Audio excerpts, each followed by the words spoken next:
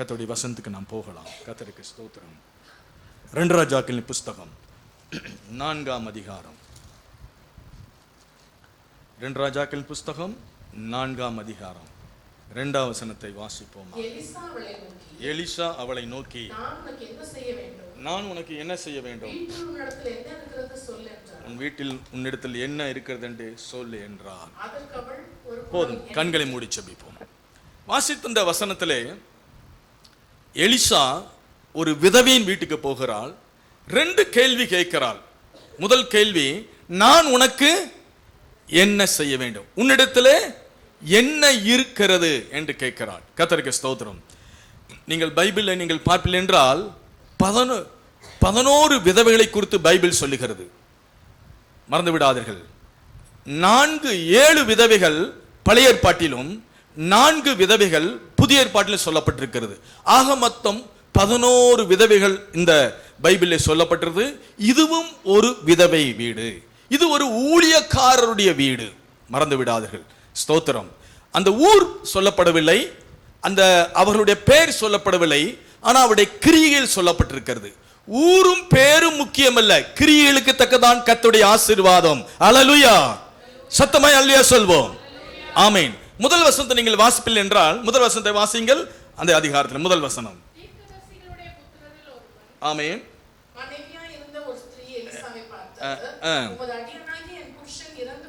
ஆமென்.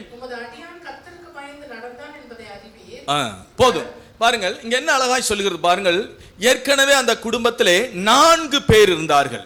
1 புருஷன், 2வது மனைவி, 2 ஆண் பிள்ளைகள் இருந்தார்கள். மறந்து விடாதீர்கள். கர்த்தருக்கு ஸ்தோத்திரம். எலிசாவின் காலங்களிலே அநேக தீர்க்கதரிசிகள் இருந்திருக்கிறார்கள். தீர்க்கதரிசியுடைய பள்ளிக்கூடம் இருக்குது என்று சொல்லி நம்ம பைபிளில் 1 சாமுவேல் புத்தகத்தெல்லாம் வாசிக்க முடியும். ஆகையினாலே இங்கு இது ஒரு தீர்க்கதரிசியினுடைய வீடு, தெய்வ மனுஷனுடைய வீடு என்று சொல்லப்பட்டிருக்கிறது. பாருங்க, எலியா 8 அற்புதங்களை செய்திருக்கிறார். எலிசா 16 அற்புதங்களை செய்திருக்கிறார். அல்லேலூயா. ஏனென்றால் எலியா சொர்க்கத்துக்கு போறதுக்கு முன்பாக எலிசா இடத்துல கேட்டார், நான் உனக்கு என்ன செய்ய வேண்டும்?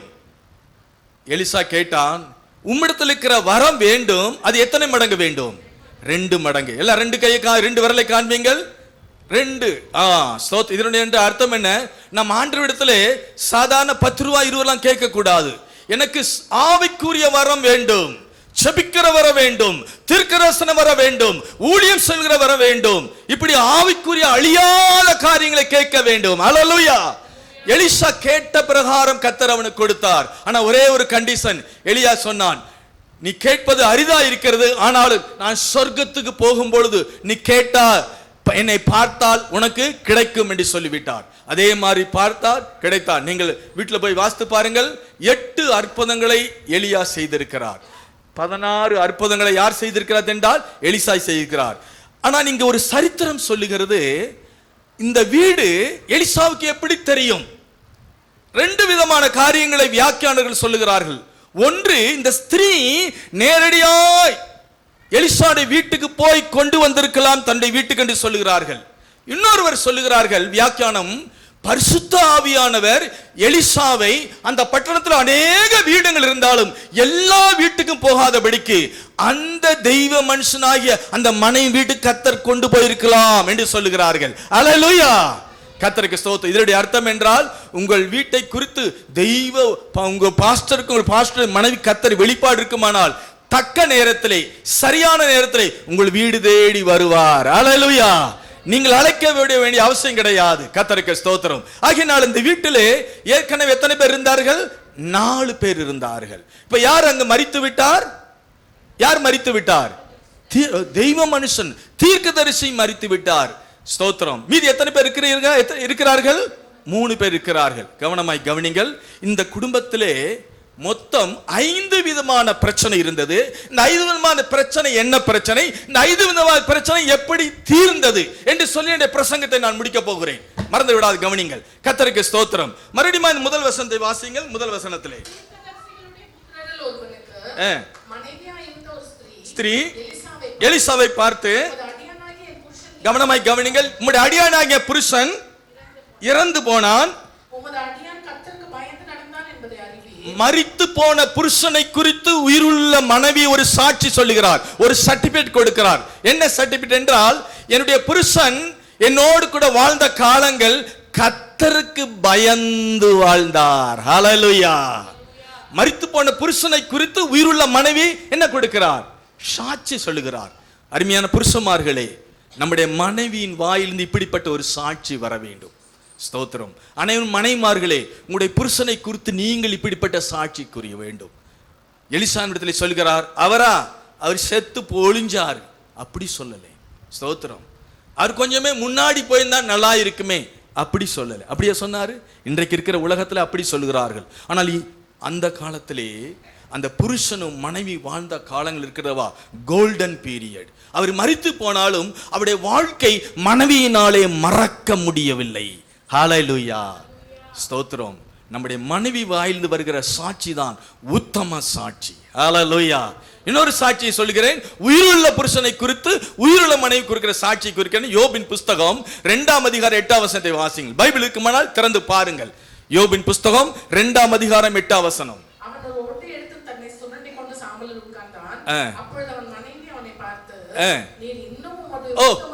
கவனமாய் காருங்கள்.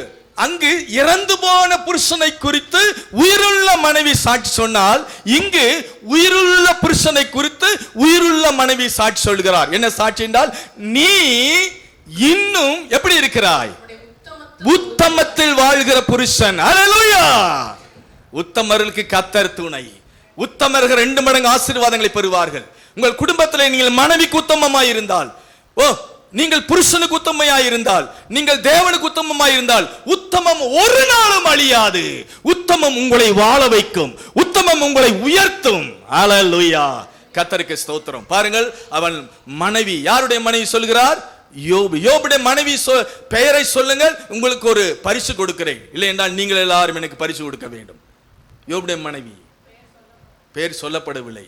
ஒரு பாஸ்டர் இப்படியாய் சொன்னார், ஆண்டவர் மறந்து விட்டார் எழுத. நான் சொன்னேன், ஆண்டவர் விபச்சாரியான ஒரு ஸ்திரீ ராகாப்பை குறித்து எழுதி வைத்திருக்கும் பொழுது எப்படி யோபுடைய மனைவியை குறித்து எழுத முடியும்? அவர் எழுத மறக்கவில்லை, எழுத விரும்பவில்லை.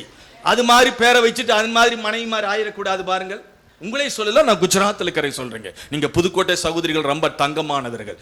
ஸ்தோத்திரம். உரசி பார்த்தா கூட சுத்தமாயிருப்பீர்கள். ஆகையினாலே பாருங்கள், ஆண்டவர் எழுத விரும்பவில்லை. லோத்துடைய மனைவி பேரை சொல்லுங்க பார்க்கலாம். லோத்துடைய மனைவி, அதையும் ஆண்டு எழுதுவார். அப்படி என்ன அர்த்தம்? எங்கெல்லாம் மைனஸ் பாயிண்ட் வருகிறதோ கர்த்தர் எழுத விரும்பவில்லை. எங்கெல்லாம் பிளஸ் வருகிறதோ அங்கு எழுதி வைத்திருக்கிறார். ஹல்லேலூயா.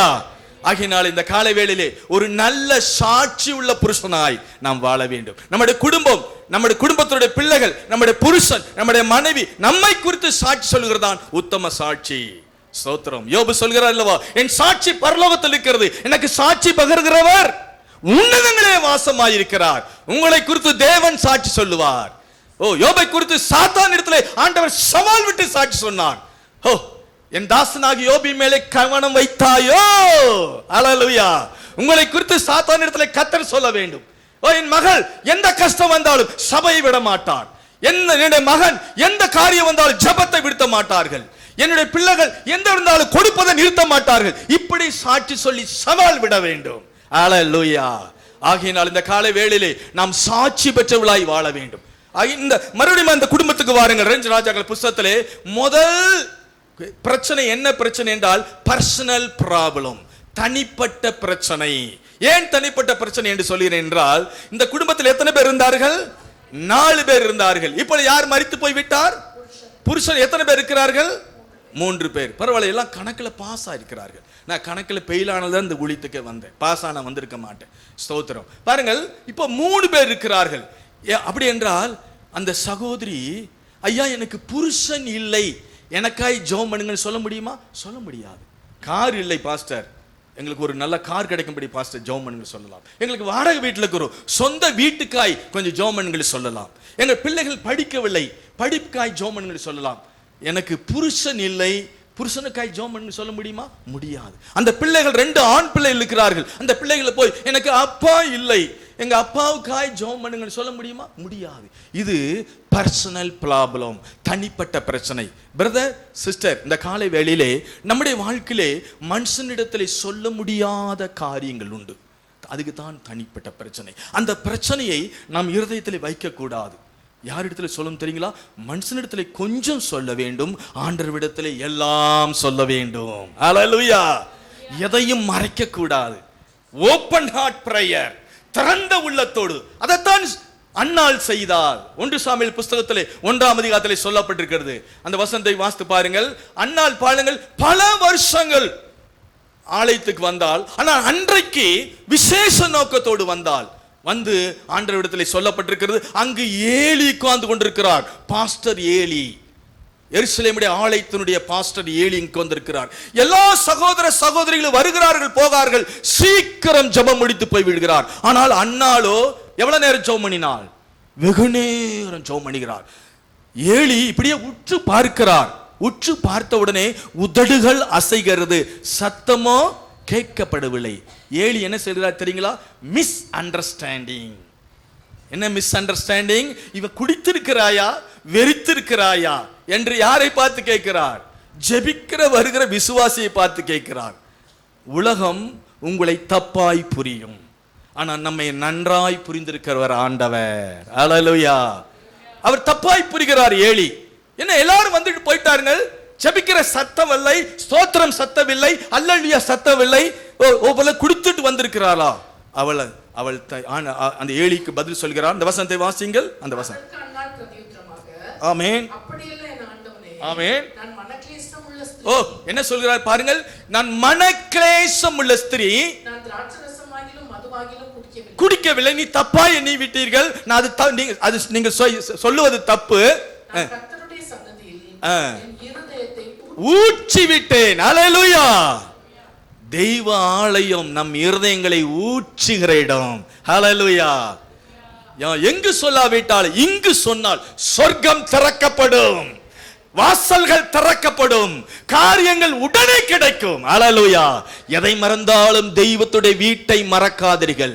கர்த்தருடைய வீட்டை மறந்தால் தேவன் உங்களை மறந்து விடுவார், உங்கள் குடும்பத்தை மறந்து விடுவார், உங்களுடைய பிள்ளைகளை மறந்து விடுவார்.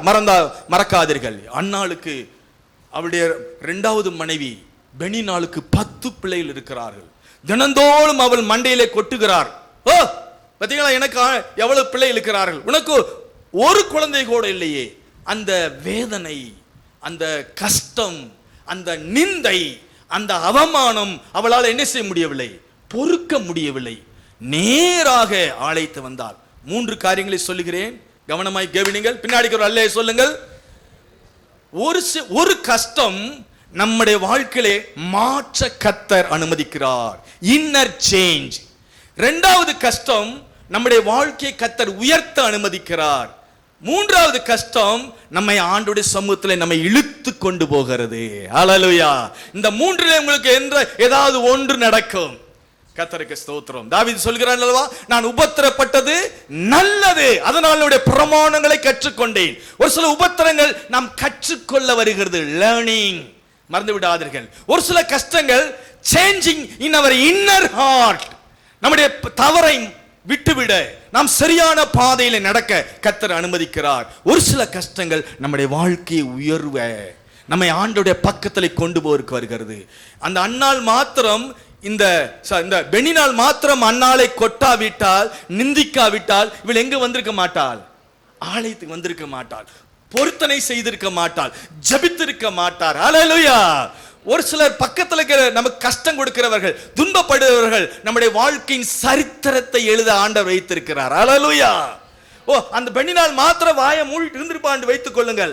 அன்னாள் பொருத்தனை பண்ணிருக்க மாட்டால். அது மாத்திரமல்ல, கவனமாய் கவனிங்கள், பைபிள்ல 1 சாமுவேல் 2 சாமுவேல் புஸ்தகம் வந்திருக்கவே வந்திருக்காது. ஹல்லேலூயா.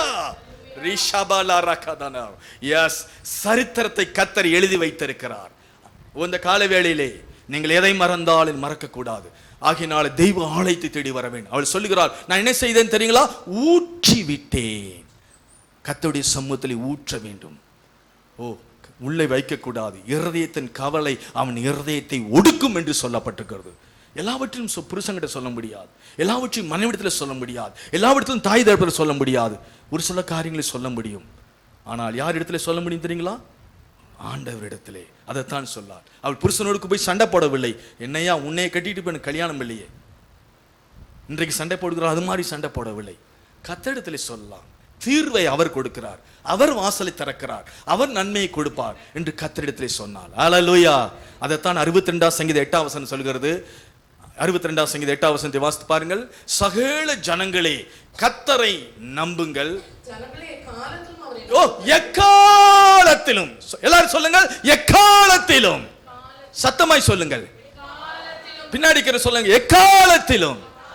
கஷ்ட காலத்திலும், துன்ப காலத்திலும், நிந்தை காலத்திலும், கண்ணீரின் காலத்திலும், குறைவின் காலத்திலும், எக்காலத்திலும் அவரை நம்புங்கள். யார் இடத்துல சொல்லுங்கள்? அவர் சமூகத்திலே. அன்னாள் ஆண்டோடைய சமூகத்தை, ஆண்டோடைய ஆலயத்துக்கு ஓடி வந்தாள். அந்த காலத்தில் ஒரு யூத பெண் தனியாய் போகக்கூடாது. ஸ்தோத்திரம். ராமாவிலே கர்த்தருடைய ஆலயம் இருக்கிறது. அவளுடைய வீடு எங்கே இருக்கிறதோ, அந்த காலத்தில் ஸ்கூட்டி கிடையாது, ஆட்டோ கிடையாது, பஸ் கிடையாது, நடந்தே வந்திருப்பாள். நடந்தே வந்து தன் இருதயத்தை ஊற்றினாள். எல்லா காலங்களிலும் கர்த்தரை நம்புங்கள், ஊற்றி விடுங்கள், அவர் உங்களுக்கு பதில் கொடுக்கிற தெய்வம். ஆகியதான் பிலிப்பியரில் வாசிக்கிறோமா, நீங்கள் ஒன்றுக்கும் கவலைப்படாமல். ஒன்றுக்கும் என்ன அர்த்தம்? எதை குறித்தும் கவலைப்படாமல் ஸ்தோத்திரத்தோடு விண்ணப்பத்தோடு யாருக்கு தெரியப்படுத்துங்கள்? பக்கத்து வீட்டுக்காரருக்கு சொல்லுங்கள். யாருக்கு தெரியப்படுத்துங்கள்? ஏத்து வீட்டுக்காரருக்கு சொல்லுங்கள். நம்ம தமிழ் ஜனங்கள் இருக்கிறாங்களவா, உங்களை சொல்லலே, மணிநேரில் இருக்கிறவங்க சொல்லுறேன். புதுக்கோட்டை முழுவதும் போய் சொல்லிட்டு வருவார்கள், எங்க வீட்டில் அப்படிங்க, எங்க வீட்டில் இப்படிங்க, அது அப்படிங்கம்பாங்க. ஆனா யாரிடத்துல சொல்ல மாட்டாங்க. அதீங்களா? ஒரு நாளும் மனுஷனிடத்துல சொல்லாதீர்கள். கர்த்தரிடத்தில் மாத்திரம் உங்கள் இருதயத்தை திறங்கள். கர்த்தரிடத்தில் இருதயத்தை திறந்தால் கர்த்தர் உங்கள் இருதயத்தினுடைய ஆசைகளை, வேண்டுதலை கர்த்தர் நிறைவேற்றுவார். 20 சங்கீதம் 5 வசனம் சொல்லுகிறது, அவர் நம்முடைய வேண்டுதல்களை எல்லாம் நிறைவேற்றுகிற தெய்வம். ஹல்லேலூயா. நம்முடைய தேவைகளை நம்முடைய புருஷனால் சந்திக்க முடியாது, நம்முடைய மனைவியால் சந்திக்க முடியாது, நம்முடைய பிள்ளைகளால் சந்திக்க முடியாது. ஆனால் நம்முடைய ஆசைகள், வேண்டுதல்களை கர்த்தர் தக்க வேளையிலே சந்திக்க வல்லவராயிருக்கிறார். ஹல்லேலூயா. ஆகினாலே இந்த குடும்பத்திலே முதல் ப்ராப்ளம் என்ன ப்ராப்ளம் தெரியுங்களா? பர்சனல் ப்ராப்ளம், தனிப்பட்ட பிரச்சனை. எல்லாம் சொல்லுங்கள், தனிப்பட்ட பிரச்சனை. ரெண்டாவது ப்ராப்ளம் என்ன ப்ராப்ளம் பாத்தீங்களா? இங்க பாருங்கள், பண பிரச்சனை, ஃபைனான்சியல் ப்ராப்ளம். அந்த ஊழியக்காரர் இறக்கும் பொழுது கடனோடு வைத்து விட்டு போய்விட்டார். கடனை கட்ட அந்த ஸ்திரீக்கும் 2 பசங்களுக்கு என்ன இல்லை? சக்தி இல்லை, திராணி இல்லை. கடன்காரன் தினந்தோறும் வருகிறான், கடனை கொடு, கடனை கொடு. கடன்காரன் வரும்போதெல்லாம் ஓடி ஒளிகிறார்கள். ஐயோ, நான் என்ன செய்வது, எங்களிடத்தில் ஒண்ணும் இல்லையே கடன் கட்ட என்று சொல்கிறார்கள். பிரதர், சிஸ்டர், இந்த காலை வேளையிலே உங்களுடைய வாழ்க்கையிலே கடன் இல்லாமல் உங்களுடைய வாழ்க்கையை சந்தோஷ சமாதானமாய் இருக்க வேண்டும் என்றால் ஒன்றை செய்யுங்கள். கர்த்தர் உங்களிடத்தில் வருகிற வருமானத்திலே கர்த்தருடைய கையிலே ஒப்பு கொடுத்து நீங்கள் செலவு செய்யுங்கள். கர்த்தருடைய ஆசீர்வாதம் வரும். ஹல்லேலூயா. கர்த்தருக்கு ஸ்தோத்திரம். அதற்கு ஒரு சின்ன உதாரணம் யோவான் 6ஆம் அதிகாரத்தில் சொல்லப்பட்டிருக்கிறது. இயேசு 3 நாளாய் பிரசங்கம் பண்ணினார். எத்தனை நாளாய் பிரசங்கம் பண்ணினார்? 3 நாளாய். இன்றைக்கு 3 மணி நேரம் பிரசங்கம் தான், 30 மணி நேரம் 3 தடவை வாட்சியை பார்க்கறாங்க. இன்னைக்கு யாரும் வாட்சியை பார்க்காதீர்கள். ஸ்தோத்திரம். அடுத்த வாரம் பாருங்கள், பாருங்கள், 3 நாளாய் பிரசங்கம் பண்ணினார். இப்போ வழியிலே முனியாண்டி விலாஸ் கிடையாது, ஸ்தோத்திரம், ஆனந்த பவன் கிடையாது சாப்பாடு கொடுப்பதற்கு. ஓ, இயேசு சீசரை பார்த்து சொல்லுகிறார், இவர்களுக்கு ஏதாவது கொடுங்கள், இப்படியே அனுப்பித்தால் இவர்கள் வழியில் எப்படி போய் விடுவார்கள்? சோர்ந்து போ. இதனுடைய அக்கறை, இதனுடைய அர்த்தம் என்ன தெரியுங்களா? ஆண்டவர் ஆவிக்குரிய ஆகாரம் கொடுக்கிறார், சரீரத்தை குறித்து அக்கறை உள்ளவர். ஹல்லேலூயா. நம்முடைய சோர்வுகளை அறிந்திருக்கிறார், மன கஷ்டங்களை அறிந்திருக்கிறார், நம்முடைய சிந்தைகளை அறிந்திருக்கிறார். ஐயோ, நடந்து வந்திருக்கிறார்களே, குழந்தைகளோடு வந்திருக்கிறார்களே, ஓ வாடகை ரிக்ஷால வந்திருக்கிறார்களே, இப்படியே போனால் சோர்ந்து போவார்களே, இவர்களுக்கு ஏதாவது ஆகாரம் கொடுக்க வேண்டுமே என்று சொல்லி கொடுக்கிறார். பிலிப்பு சொல்லுகிறார், என்ன சொல்லுகிறார் என்றால், எங்க இடத்துல எவ்வளவு இருக்கிறது? 200 ரூபாய் மாத்திரம் இருக்கிறது. அப்படி என்றால் பிலிப்பு நேரா யூதாஸ் கிட்ட போயிருப்பார். யூதாஸே, என்னப்பா இயேசுக்கு என்ன காணிக்க வந்திருக்குது? இன்னைக்கு 200 ரூபாய் வந்திருக்குது ஐயா. என்ன சொல்லுகிறார் பிலிப்பு? ஓ, இது போதாதே, அப்படித்தானே சொல்லுகிறது. ஓ, 200 ரூபாய் இருக்கிறது. கூட்டம் எப்படி இருக்கிறது? திரளான கூட்டம். புருஷர்கள் 5000 பேர், ஒரு புருஷனுக்கு ஒரு மனைவி 10,000, ஒரு குடும்பத்துக்கு 2 பிள்ளைகள் 10 10 20,000 பேர் உட்கார்ந்திருக்கிறார்கள். ஆனா கையில எவ்வளவு இருக்கிறது? 200 பணம் இருக்கிறது. போதாதே. இப்போ உங்களை பார்த்து சொல்லுகிறேன், பிலிப்பு சொன்னது சரியா ரைட்டா? சொல்லுங்க, சீக்கிரம் சொல்லுங்க, டைம் போய் வாட்சி வேற போகுது. செல்ல பிடிங்க கொடுங்க அதை. ஸ்தோத்திரம். கணக்குப்படி சரி என்று சொல்லுகிறார்கள். ஸ்தோத்திரம். சரி, அடுத்தது ஆன்சர் நான் சொல்லுகிறேன். இப்ப அங்க ஒரு அந்திரேயா இருக்கிறான். அந்திரேயா ஓடி போய் சொல்லுகிறார். என்ன சொல்லுகிறார்? அங்க ஒரு சின்ன பையன் கையில எத்தனை அப்பம் இருக்கிறது? 5 அப்பம் 2 மீன்கள் இருக்கிறது. சரித்திரம் சொல்லுகிறது, கவனமாய் கவனிங்கள், 12 பேருக்கு தெரியாது, எப்படி அந்திரேயாவுக்கு தெரியும்? சரித்திரம் எப்படியாய் சொல்லுகிறது, இது அந்திரேயாவினுடைய மகன்தான் தான் இருக்கும். அந்திரேயா அவங்க மனைவி மகனுக்கு வரும்பொழுதே சுட்டு கொடுத்துருக்கிறார்கள் என்று சொல்லி சரித்திரம் சொல்லுகிறது. என்றால் யாரும் சொல்லாத அந்திரேயா ஓடி போய் சொல்கிறான். அங்க ஒரு பையன் வச்சிருக்கிறான் என்று சொல்லுகிறார். இதெல்லாம் ஹிஸ்டாரிக்கல் ட்ரூத். ஸ்தோத்திர, பைபிள் இல்லாதது. இப்ப கவனமாய் கவனிங்கள், ஏன் பெரியவர்கள் கையில் இல்லாதபடிக்கு சின்ன பையனை கையில் இருக்கிறது அப்பம்? என்னுடைய அர்த்தம் தெரியுங்களா? நீங்களும் நானெல்லாம் 4 மணி நேரத்துக்கு ஒரு தான் சாப்பிடுவோம். இந்த சின்ன பிள்ளைகள் இருக்கிறாங்க பாருங்கள், அவங்களுக்கு கோழிக்கு தீனி போடுறது மாதிரி போட்டுட்டே இருக்கணும். அடிக்கடி பசிக்கும். வருவார்கள், வெளியே போவார்கள், அப்புறம் கிச்சன்ல 2 போடுவார்கள், போவார்கள். ஸ்தோத்திரம்.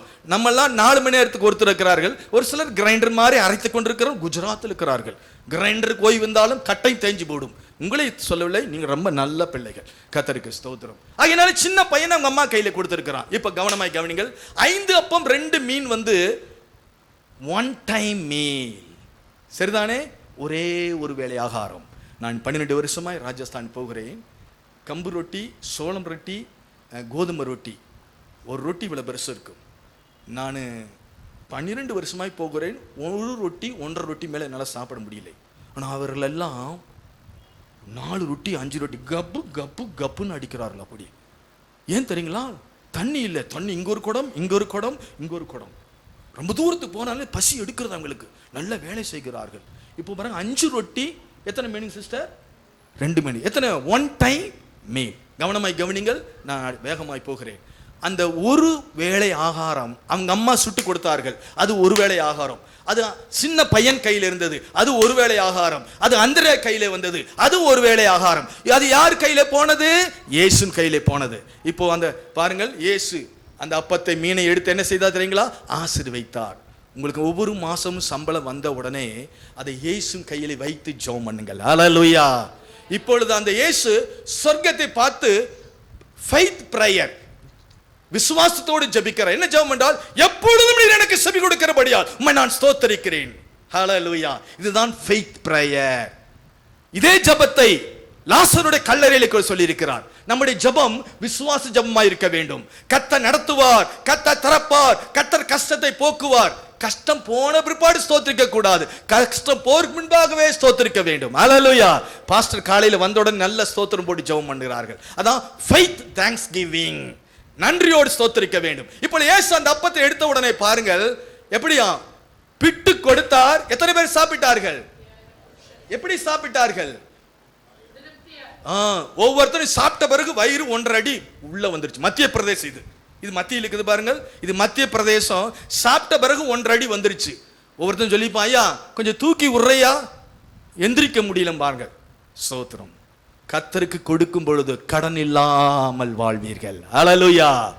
கர்த்தருடைய கரத்தில் வரும்பொழுது அந்த கரம் பரிசுத்தம் உள்ள கரம், அந்த கரம் அற்புத கரம். அந்திரேயா கரம் இருக்குது அல்லவா? இது மனுஷனுடைய கரம். சின்ன பையன் கரம் இருக்குது அல்லவா? என்ன தெரியுங்களா? அது பாவம் செய்த கரம். அவங்க அம்மா கை இருக்குது அல்லவா? அது சின்ன கை. இயேசுடைய கரம் இருக்கிறது அல்லவா? அது எப்படிப்பட்ட கரம்? அந்த கரத்திலே நம்முடைய குடும்பம், நம்முடைய எதிர்கால வாழ்க்கையின் திட்டங்கள், நம்முடைய சம்பளம் ஒவ்வொரு மாசம் வைத்து பிற்பாடு தசமபாகத்தை கொண்டு கொடுங்கள். உங்கள் குடும்பத்திலே மீதியான துணிக்கை எத்தனை? 12. ஏன் 13 வரவில்லை? ஏன் 11 வந்தது? கவனமாய் கேளுங்கள். வசனத்தை கேட்டவர்களுக்கு வயிறு நிறைந்தது. வசனத்தை கேட்டு ஊழியம் செய்தார்கள் அல்லவா? வயிறும் நிறைந்தது, கூடையும் நிறைந்து. கரங்களை தட்டுவோம், 2 கரங்களை ஜோராய்க. ஹல்லேலூயா. மீதியான துணிக்கை மறந்து விடாதீர்கள். இதுதான் கடன் இல்லாத வாழ்க்கை.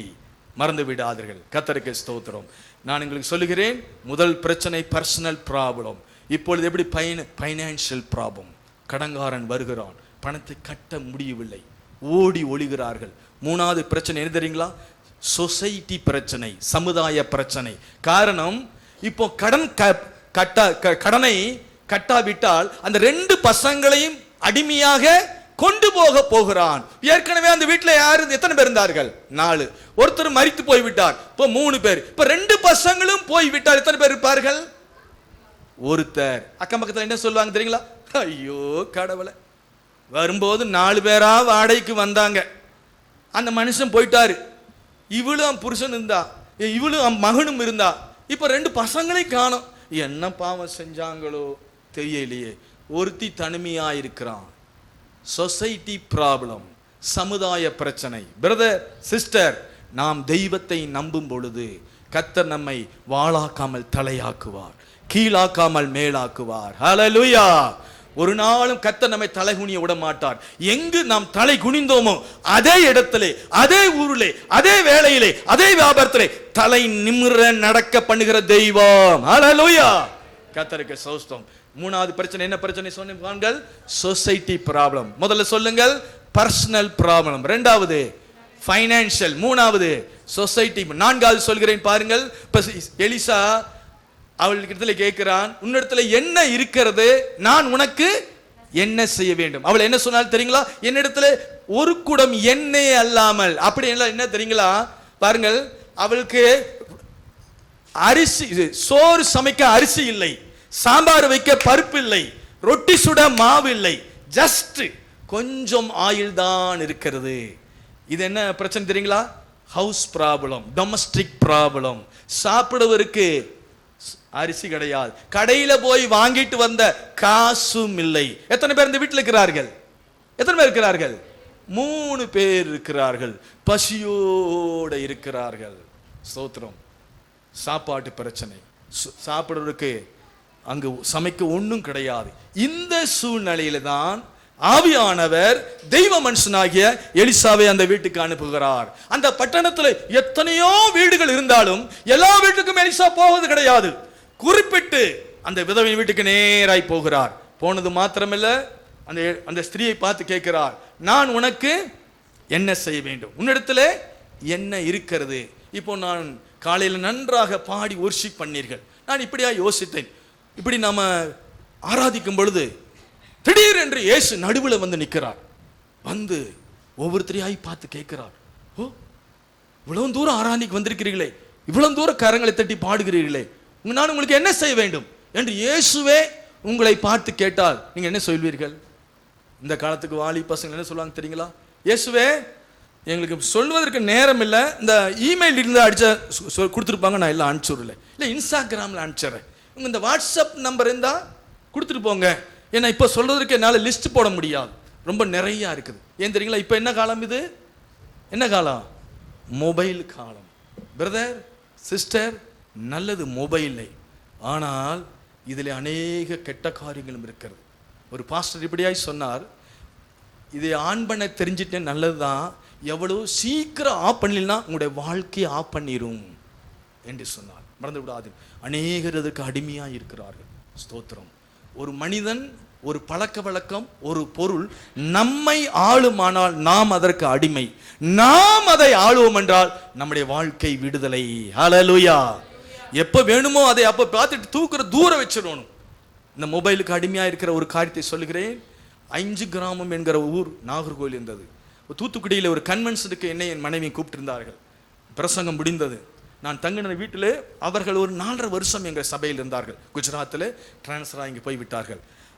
6ஆம் நேர ஏஜி சர்ச்சில் 2 ஆராதனை பிரசங்கம் பண்ணி முடித்த பிற்பாடு நான் சொன்னேன், சிஸ்டர் இந்த கன்னியாகுமரி பக்கத்தில் இருக்குன்னு சொல்கிறார்கள், சாயந்தரம் ஒரு மீட்டிங்கில் என்னை கொண்டு போங்கன்னு சொன்னேன். Okay pastor.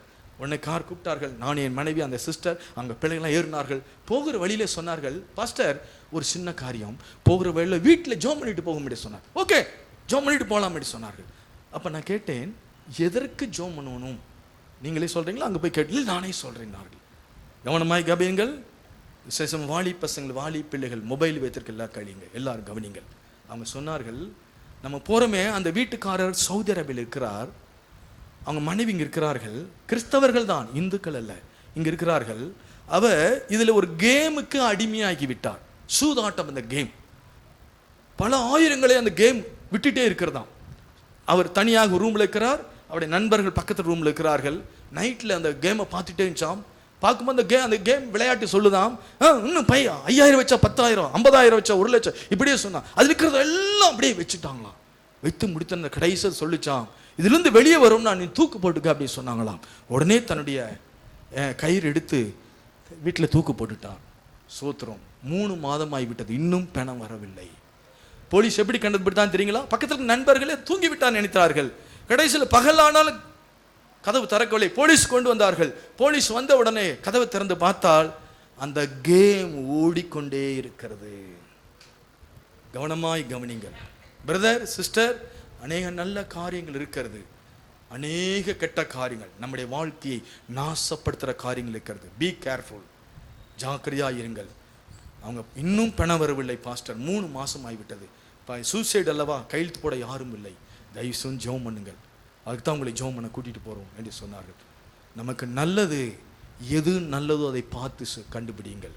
பவுல் சொல்கிறார் அல்லவா எபேசியன் புத்தகத்திலே, எல்லாவற்றையும் சோதித்து பார்த்து நலமானது கெட்டதும் அங்கு இருக்கு. ஒரு சில காரியங்கள் சிஸ்டர் பிரதர் நல்லது போல தெரியும், ஆனால் பிற்பாடுதான் நமக்கு கெட்டதாக இருக்கும். கவனமாய், நம்முடைய பார்வைக்கு நலமாயிருப்பது தெய்வ பார்வைக்கு கெட்டதாக இருக்குமானால் நம்முடைய குடும்பம் நம்முடைய வாழ்க்கை நஷ்டமாகி விடும். ஸோ ஆபிரகாமும் லோத்தும் இருவரும் சொத்து வந்ததினாலே பிரிந்தார்கள். பிரிந்த உடனே ஆபிரகாம் சொல்லுகிறார் ரொம்ப தாழ்மையோடு கூட, நீ வலது பக்கம் போனால் நான் இடது பக்கம் போகிறேன், நீ இடது பக்கம் போனால் நான் வலது பக்கம் போகிறேன். லோத் பார்த்தான், எகிப்து தோட்டம் ஏதேன் தோட்டத்தை போல இருந்தது. எங்கெல்லாம் நம்முடைய கண்களுக்கு போல இருக்கிறதோ, நல்லது போல இருக்கிறதோ, பரிசுத்தத்தை போல இருக்கிறதோ, உண்மை போல இருக்கிறதோ, டேஞ்சர் பின்னாடி இருக்கிறது. சாத்தான் ஒளிந்து கொண்டிருக்கிறான். நம்முடைய குடும்பத்தை கெடுக்க, நம்முடைய பிள்ளைகளை கெடுக்க சாத்தான் இருக்கிறான். ஆனா ஆபிரகாம் அப்படி இல்லை. ஆண்டவர் நோக்கி பார்த்தான். ஆண்டவர் ஆபிரகாம் பார்த்தான், ஆபிரகாம் நீ எப்ரோனுக்கு பக்கமா இன்னும் கூடாரத்தை கொண்டு போ.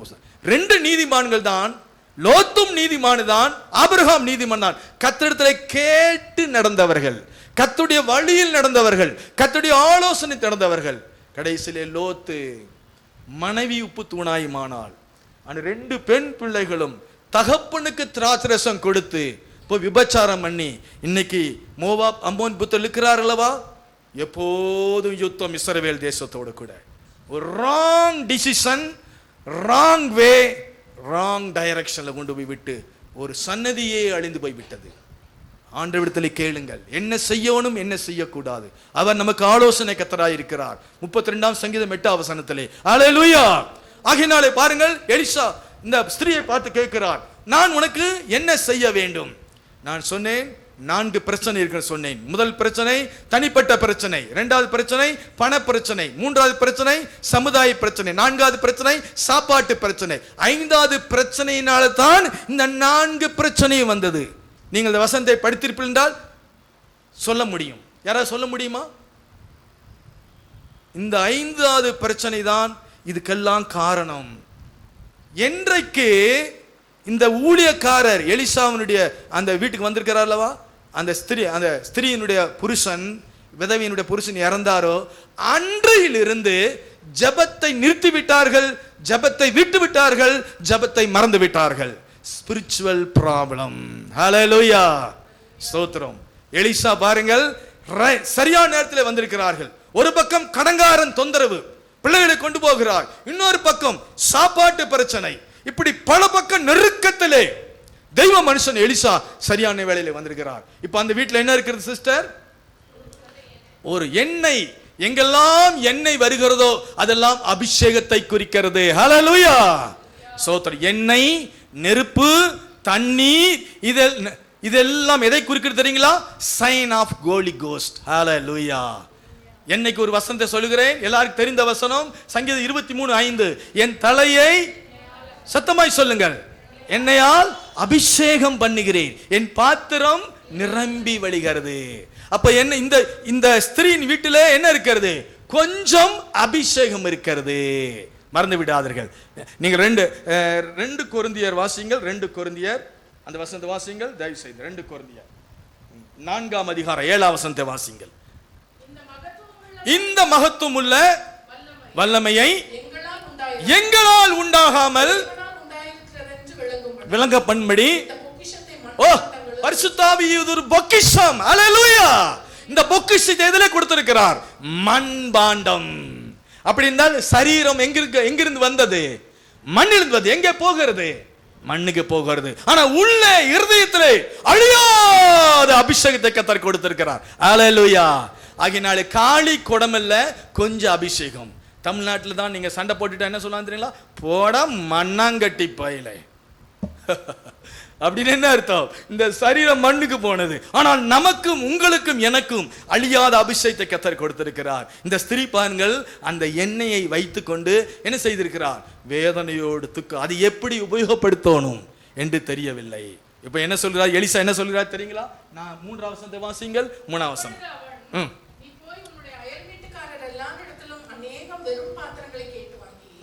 உள்ளே போய் உன் பிள்ளைகளுடன் உள்ளே நின்று கதவை பூட்டி அந்த பாத்திரங்கள் எல்லாவற்றிலும் பார்த்து நிறைந்ததை ஒரு பக்கத்தில் வை. என்ன சொல்கிறார் பாருங்களா? எலியா ஒரு நல்ல ஆலோசனை சொல்லுகிறார்.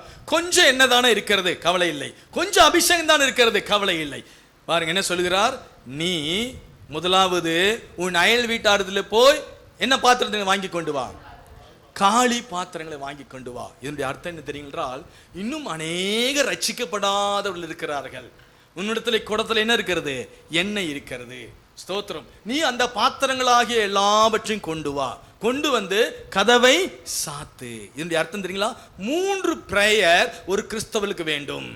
First prayer personal prayer, second prayer family prayer, third prayer fellowship prayer. அல்லேலூயா சொல்லுவோம். ஆகினால் முப்பரி நூல் சீக்கிரமாய் அறாது. இது என்ன பிரேயர் தெரியுங்களா? Personal prayer, family prayer. நீயும் உன்னுடைய மகன்களும். எத்தனை பேர் வீட்டில் குடும்ப ஜெபம் பண்ணுகிறீர்கள்?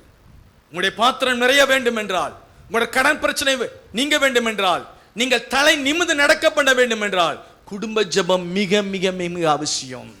ஸ்தோத்திரம். வாருங்கள். நம்மளா என்ன சொல்லிட்டு போன் தெரியுங்களா?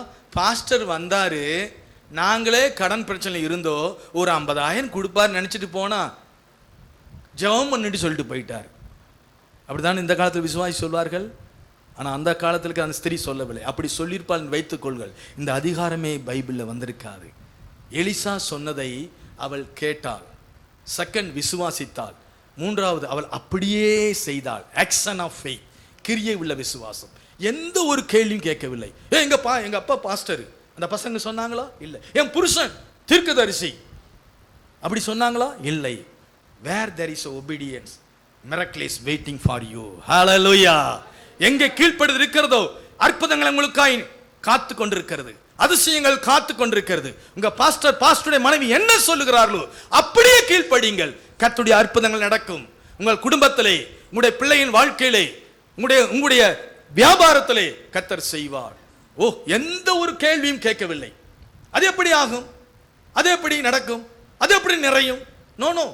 All the negative answer coming from devil. மறந்து விடாதீர்கள். எல்லா நெகட்டிவ் தப்பான எண்ணங்கள் யாரிடத்தில் வருகிறது? சாத்தானில் வருகிறது. ஆமே. நடக்காது, கிடைக்காது, வராது, போகாது, இப்படிதான் இருப்போம், இதெல்லாம் யார் சொல்லுவாங்க தெரியுங்களா? சாத்தான் நம்ம மைண்ட்ல ஏற்றுவான். இவைகளுக்கு நம்முடைய உள்ளத்திலே மைண்ட்ல இடமே கொடுக்க கூடாது. தேவன் திறந்தால் யாரும் பூட்ட முடியாது. ஸ்தோத்திரம். மறந்து விடாதீர்கள். என்னுடைய பேர் போலீஸ் ஸ்டேஷன்ல இருக்கிறது. குஜராத்திலே 37 வருஷங்கள் இருக்கிறோம். 3 முறை தப்புவித்தோம். கர்த்தர் எங்களை அற்புதமாய் தப்புவித்தார். எப்பொழுதும் பாருங்கள், சாத்தான் இருக்கிறது அல்லவா? உலகத்துடைய ஜனங்கள் நமக்கு என்ன வைப்பான் தெரியுங்களா? ஃபுல் ஸ்டாப் வைப்பார்கள். Full stop.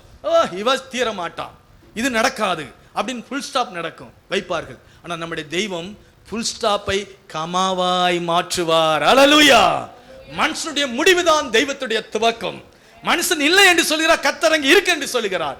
மனிதன் நடக்காது என்று சொல்கிறார், கர்த்தர் நடக்கும் என்று சொல்கிறார். அல்லேலூயா. செத்த மீன் தண்ணீரோட போகும், உயிருள்ள மீன் எதிர்நீச்சல் நீர் போட்டு எங்கு போக வேண்டுமோ அங்கு போகும். நீங்களாம் செத்த விசுவாசிகளா இருக்கக்கூடாது, உயிருள்ள விசுவாசிகள். பக்கத்தில் சொல்லுங்கள், நம்ம எல்லாம் உயிருள்ள விசுவாசிகள். தொட்டு சொல்லுங்கள், கொரோனா இல்ல, பயம் இல்லாம சொல்லுங்கள். ஆமே, உயிருள்ள விசுவாசிகள். அல்லேலூயா. ஸ்தோத்திரம். பாருங்கள் எலிசா என்ன சொன்னான் தெரியுங்களா?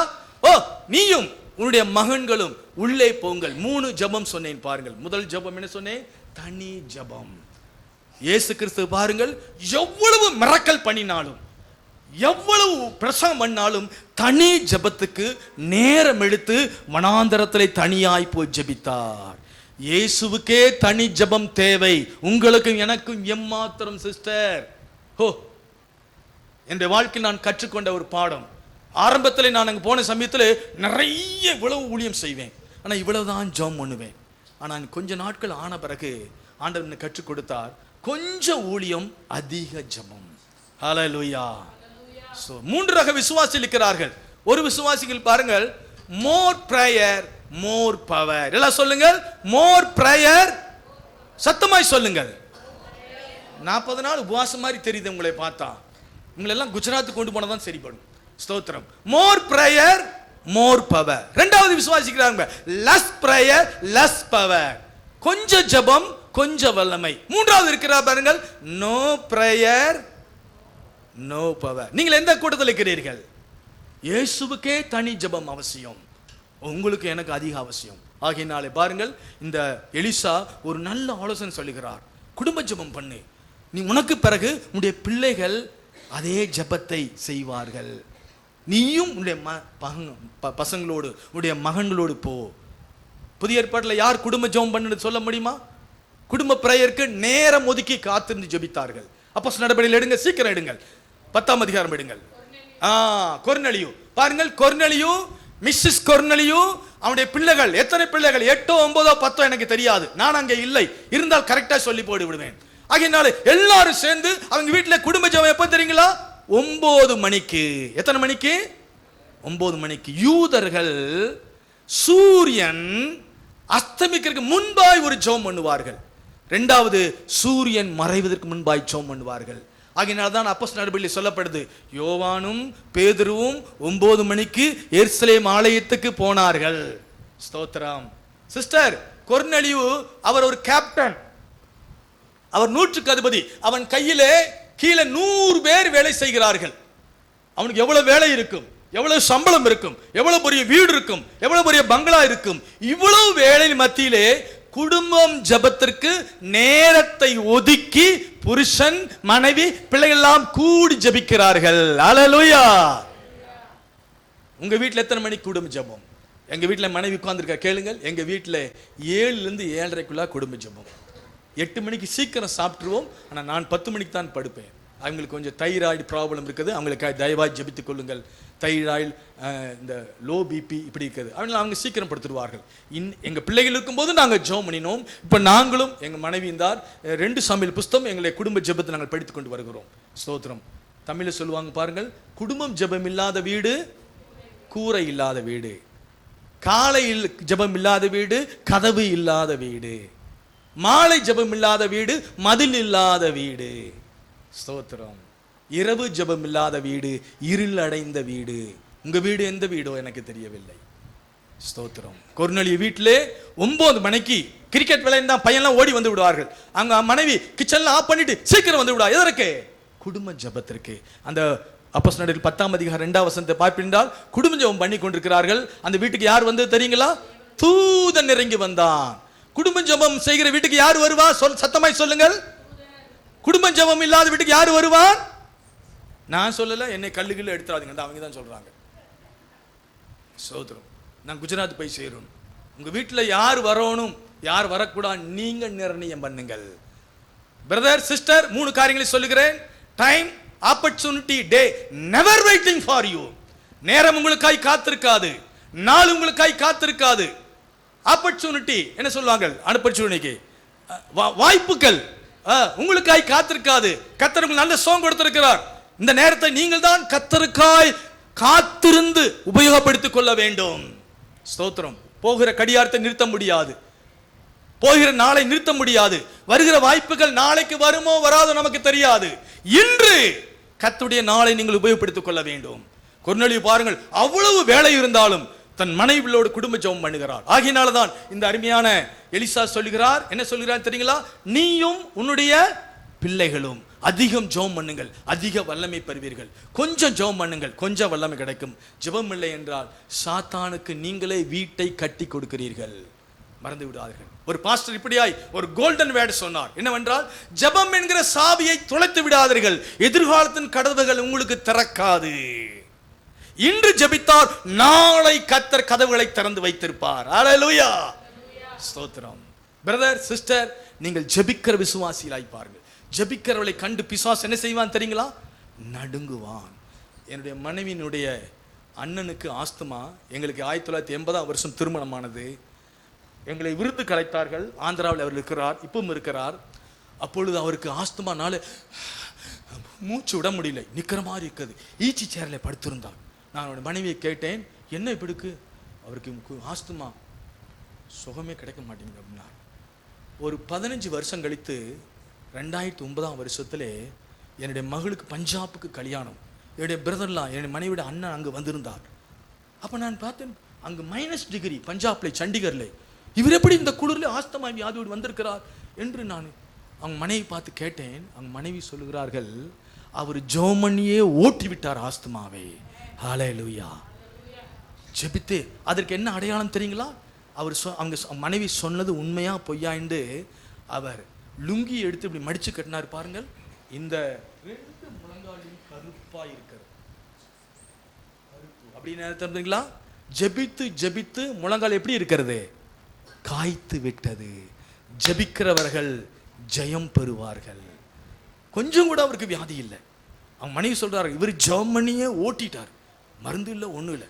இன்னைக்கு ஆஸ்துமாக்கு வியாதிக்கு மருந்து கிடையாது. உலகத்தில் 40 வியாதிக்கு இன்னைக்கு மருந்து கண்டுபிடிக்க முடியல.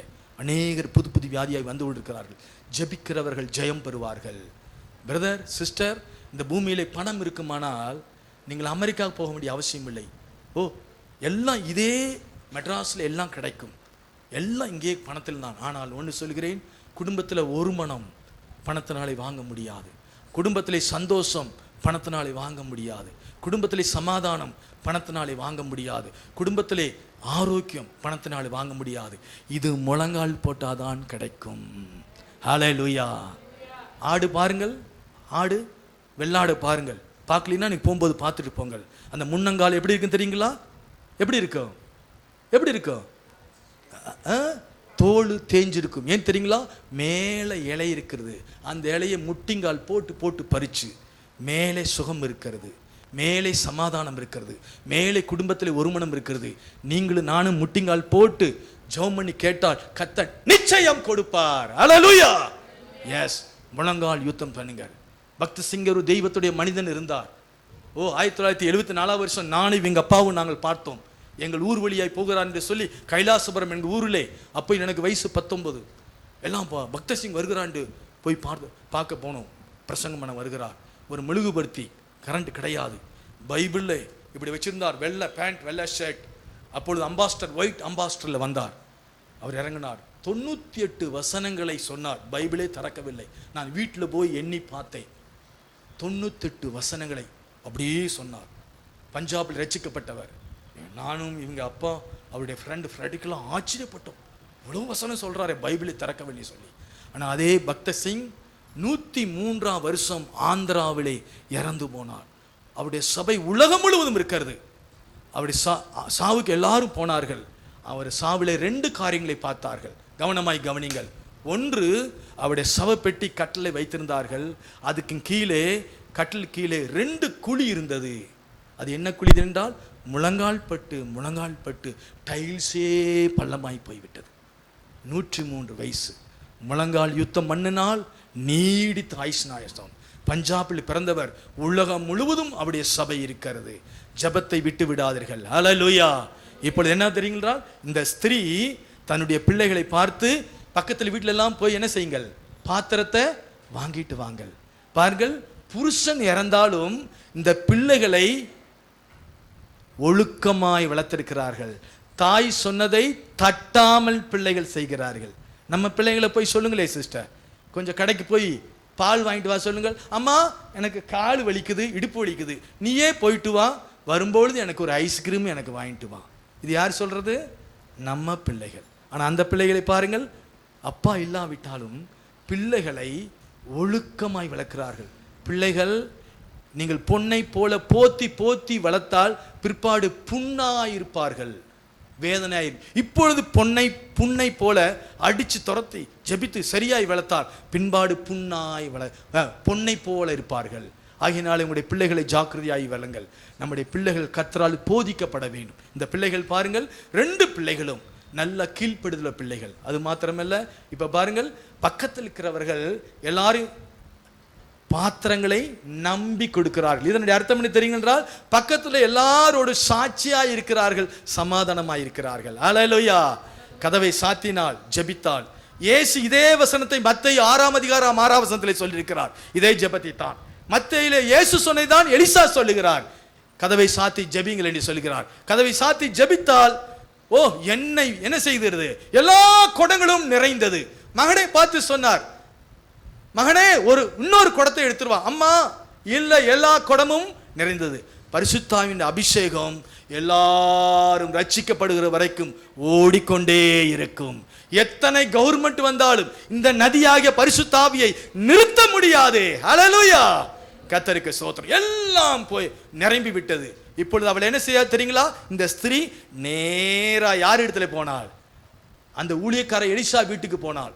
அவள் வீடு எத்தனை கிலோமீட்டர் தெரியாது, தேடி கண்டுபிடித்து போனாள். போய் என்ன சொன்னால் தெரியுங்களா? தாசனே, நீங்க சொன்னீங்களா, அதே மாதிரி செய்தோம். ஒரு குடம் எண்ணெய் எல்லாம் நிறைம்பிடுது, நாங்கள் என்ன செய்ய வேண்டும்? எலிசா சொன்னார், என்ன சொன்னார் தெரியுங்களா? நீ போய் அந்த எண்ணெய் விற்று கடனை அடைத்து விடு, மீந்ததை வைத்து ஜீவனம் பண்ணு. அபிஷேகம் லோகத்துக்கு ஜீவனுக்கும் மறுமைக்கும் போதுமானதா இருக்கிறது. அல்லேலூயா. கர்த்தருக்கு ஸ்தோத்திரம். கொஞ்சம் எண்ணெய் எல்லா குரங்களையும் நிரப்பினது. பாருங்கள், நிரம்பினால் நாம் ஆசீர்வாதம் பெறுவோம், வழிந்தால் நம் நிமித்தம் மற்றவர்களும் ஆசீர்வாதம் பெறுவார்கள். அல்லேலூயா. ஆனால் நான் நினைத்தேன், இன்னொரு முறை அந்த ஸ்திரீ அவள் வீட்டுக்கு போயிருப்பாள். ஏன் போயிருப்பா தெரியுங்களா? எத்தனை குடமா இருக்கிறதோ, 100 குடம் இருக்குன்னு வைத்துக் கொள்ளுங்கள், 10 குடத்தை எண்ணெயை எடுத்துக்கொண்டு போய், ஐயா இது என்னுடைய தசம பாகம், நீர் சொல்லாவிட்டால் நாங்கள் செத்திருப்போம். கடங்காரங்கள் பிள்ளைகளை கொண்டு போயிருப்பார்கள். நீ நல்ல நேரத்தில் சரியான வேளையில வந்தாய், இந்த உங்களுக்கு தசம பாகம். ஒரு சில விசுவாசி இருக்கிறார்கள், ஆசீர்வாதம் வந்தால், ப்ரொமோஷன் வந்தால் எதை மறந்து விடுவார்கள்? சபையை மறந்து விடுவார்கள். ஆலோசனை சொன்ன பாஸ்டரை மறந்து விடுவார்கள். she have a thankful heart, நன்றி உள்ள இருதயம். நேராக வீட்டுக்கு போய் சொல்லுகிறார். எழுந்து நிற்போமாக, ஒப்பு கொடுப்போமாக.